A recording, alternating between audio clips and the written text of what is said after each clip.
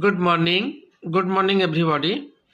আজকে আমরা শিখব সিলেবল, অর্থাৎ সিলেবল শব্দের অর্থ কি মনে রাখতে হবে। সিলেবলকে আমরা কিভাবে বলবো, অক্ষর বা দল হিসেবে আমরা জানি। এই সিলেবল কাকে বলে মনে রাখতে হবে, একটি শব্দের যতটুকু অংশ একসাথে উচ্চারিত হয় তখন তাকে আমরা বলবো সিলেবল। মনে করো পেন, এই শব্দের মধ্যে আমরা কি দেখলাম, একটাই শব্দ পেন। এর মনে রাখতে হবে এটা উচ্চারণ হচ্ছে কিভাবে, একেবারে উচ্চারণ হচ্ছে, অর্থাৎ এটা একবারে উচ্চারণ হচ্ছে। যদি আমরা বলি ফাদার, ফা দার দুটো অংশ আছে, মানে তাহলে এখানে কতগুলো সিলেবল আছে, ডবল।